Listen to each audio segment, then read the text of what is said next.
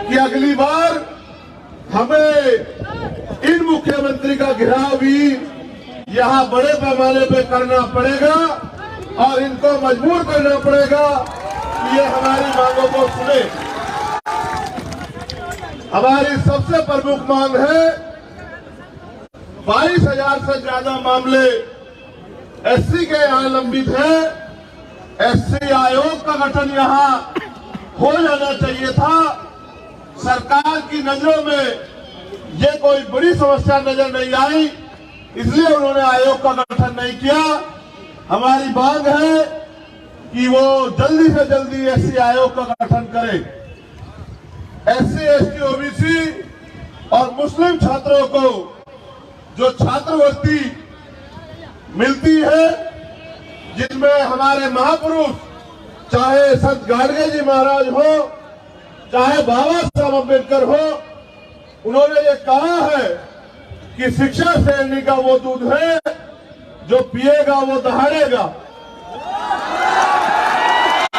संत गाडगे जी महाराज ने तो यहां तक कहा कि अगर थाली ना हो तो हाथ में रख के खाना, मगर अपने बच्चों को जरूर पढ़ाना। एक तरफ सरकारी स्कूल है जहां पढ़ाई के नाम पे मजाक हो रहा है, एक तरफ प्राइवेट स्कूल है जिनकी महंगी फीस है, फिर भी जो छात्रवृत्ति हायर एजुकेशन में या प्लस टू के बाद हमारे लोगों को मिलती थी या इससे नीचे की क्लास में मिलती थी, जिसका 60% पैसा केंद्र सरकार देती है और 40% पैसा राज्य सरकार देती है, उस छात्रवृत्ति को इनकी लापरवाही के कारण छात्रों को नहीं दिया जा रहा है। मेरे आज भी याद है, मैं घर पर था, सहारनपुर बक्सर का एक बच्चा मेरे घर पहुंचा। उसने मुझसे कहा कि मुझे क्रेडिट कार्ड का लोन हमने लिया था, पढ़ाई के बावजूद भी रोजगार नहीं मिल पा रहा है, बैंक वाले लोग मेरे घर के चक्कर लगा रहे हैं, मेरे घर की कुर्की के आदेश दे रहे हैं। वो रोने लगा और मुझसे कहने लगा कि भैया आप मेरी मदद कराओ, आप मुख्यमंत्री से ये अपील करो, आप उनसे ये निवेदन करो कि जो बच्चे क्रेडिट कार्ड के पैसे नहीं चुका पा रहे क्योंकि रोजगार नहीं मिला है, जैसे अन्य लोगों का कर्ज माफ होता है, अगर वास्तविकता में मुख्यमंत्री जी या उप मुख्यमंत्री जी हमारे बारे में चिंतित है तो उस कर्ज को माफ करने का काम करे या फिर हमें रोजगार देने का काम करे। तो मैं ये कहना चाहता हूं, वास्तविकता में सरकार बहुजनों की है तो छात्रवृत्ति का पैसा अन्य मदों से लाकर उस पैसे को हमारे बच्चों के लिए देने का काम करे और क्रेडिट कार्ड का जो लोन का जो पैसा है उसको माफ करने का काम करे। पूंजीपति सरकारों के जो मित्र हैं, जो सेंटर में बैठे हैं, वो अपने लोगों का लाखों लाखों करोड़ का कर्ज माफ करते हैं। आप अपने बच्चों का कर्ज नहीं माफ कर सकते तो फिर ये सरकार हमारी कैसे? हमारी ये भी मांग है कि बड़े पैमाने पे एससी के लोग, एसटी के लोग जो रोजगार के रूप में ताड़ी का काम करते हैं, तो ताड़ी को कृषि का दर्जा मिलना चाहिए, जिससे कि उनको रोजगार मिले और कोई आय का साधन खड़ा हो। बिना आय के साधन के वो भूखमरी बेबसी का शिकार हो रहे हैं। सरकार के नागरिक है इस प्रदेश के, सरकार को सोचना चाहिए। अगर हमें अवसर मिलेगा तो हम ताड़ी को कृषि का दर्जा दिलाने का काम करेंगे, लेकिन इस सरकार से भी मेरा अनुरोध है कि वो ताड़ी को कृषि का दर्जा दिलाने का काम करे। तालीमी मरकज टोला सेवक को नियमित करने का काम करे, ऐसी भी हमारी मांग है। और अगर वास्तविकता में सरकार कमजोर वर्गों के प्रति सचेत है, उनका भला करना चाहती है, तो नफरत के नाम पे जो मॉब लिंचिंग होती है, जिसका बड़े पैमाने पे शिकार दलित, आदिवासी और मुस्लिम होते हैं, तो मॉब लिंचिंग चीटिंग के खिलाफ एक सख्त कानून बना के इन लोगों की रक्षा करने का काम सरकार करे। उसके साथ साथ सरकार आने पे या सरकार होने पे सरकार क्या कर सकती है, अगर सरकार को न पता हो, मैं ये भी बताने का काम करूंगा कि कोई भी सरकार को समझ आए कि सामाजिक न्याय, सामाजिक परिवर्तन, आर्थिक मुक्ति ये सिर्फ कहने की बातें नहीं है। अगर सरकार आने पे भी आप अपने वर्ग के लोगों को इसका लाभ नहीं देते तो सत्ता में बैठ के गाल बजाई करने का कोई फायदा नहीं है, सत्ता की कुर्सी में छिपाने का कोई फायदा नहीं है। अगर सरकार एससी, एसटी, ओबीसी, माइनॉरिटी के प्रति सचेत है तो एससी, एसटी, ओबीसी, माइनॉरिटी के लोगों को जो सरकारी ठेके हैं उनमें आरक्षण देने का काम करे।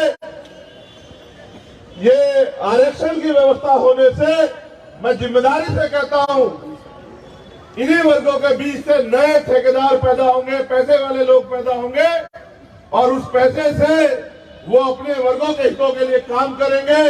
एक नया समाज बनेगा जो आर्थिक रूप से मजबूत होगा। एससी, एसटी, ओबीसी के लिए जब हम केंद्र की बात करते हैं तो उनसे हमें उम्मीद है, क्योंकि ना वो सरकार हमारी है, ना उनको हमारे मुद्दों से मतलब है। वो तो हमारा वोट लेके हमारे लोगों को लूटने का काम करती है। तो हमारी ये मांग है कि प्रमोशन में रिजर्वेशन एससी, एसटी, ओबीसी के कर्मचारियों के लिए लागू किया जाए। अगर ये सरकार वास्तविकता में बहुजन समाज के लोगों का हित चाहती, ये सरकार जातिगत जनगणना करा रही है, उसके लिए तो मैं उनको धन्यवाद देता, लेकिन जातिगत जनगणना कराने के बाद करेगी क्या? तो मैं सरकार को रास्ता दिखा रहा हूं कि जातिगत जनगणना करा के, क्योंकि अब 2022 के आदेश के बाद सुप्रीम कोर्ट के 50% की सीमा खत्म हो गई है, तो सरकार बिहार में सबसे पहले 100% रिजर्वेशन लागू करे। जिसकी इतनी संख्या भारी उसकी इतनी हिस्सेदारी। 52% ओबीसी को 52% आरक्षण दे। जो आबादी दलित आदिवासियों की है उनको उनके बराबर आरक्षण दे। जो आबादी मुस्लिम समाज की है उनके बराबर आरक्षण दे। और जो आबादी स्वर्ण समाज की है 5, 7, 10% तो उनको भी हमारा अधिकार न लूटने दे, उनको भी उनकी संख्या के आधार पर व्यवस्था कराए कि जो हमारा अधिकार छीन रखा है वो बंद हो।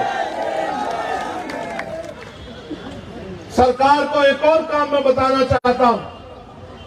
मैं कल लखनऊ में था, वहां रेलवे के कर्मचारी मेरे पास आए, जबकि वो सेंटर के अधीन है।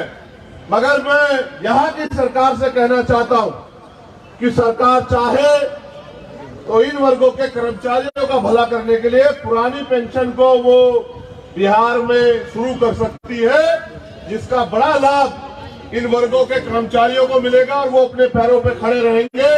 आने वाले समय में पे बैक टू सोसाइटी के जरिए वो समाज में महापुरुषों के आंदोलन को चलाने का काम करेंगे। और इसके बाद जहां तक मुझे जानकारी है 8 लाख एकड़ जमीन यहां सरकारी 8 लाख एकड़ जमीन है, 18 लाख। ये जानकारी मुझे बिहार के साथियों ने दी। अगर सरकार वाकई में संवाद करना चाहती है तो वंचित वर्ग के लोगों को कृषि करने के लिए, घर बनाने के लिए, क्योंकि आपकी कई योजनाएं गरीबों का घर छीन रही है। जो 30 साल से लोग बसे हुए हैं, अक्सर में उन्होंने मुझे आके बताया कि सरकार योजना चला रही है, बहुत अच्छी बात है, लेकिन अपने लोगों के घर उजाड़ के तालाब बना के कौन सी योजना चलाने का काम कर रहे हैं। इसलिए अगर सरकार करना चाहती है, आज आपके पास मौका है। उस जमीन को, क्योंकि हमने उत्तर प्रदेश में देखा है, मान्यवर काशीराम साहब कहते थे कि जो जमीन सरकारी है वो हमारी है, तो उस जमीन को गरीबों में बांटने का काम करे, जिससे ये गरीब खेती या अन्य कोई रोजगार करके अपने पैरों पे खड़े हो। आपके पास मैंने कई रास्ते आपको दिखाए। आप देश की सत्ता में भी जाने की बात करते हैं, ऐसी चर्चाएं भी हैं, लेकिन जब आप मुख्यमंत्री बनकर अपने प्रदेश में काम नहीं कर सकते तो देश की सत्ता पे आपको कौन बिठाएगा?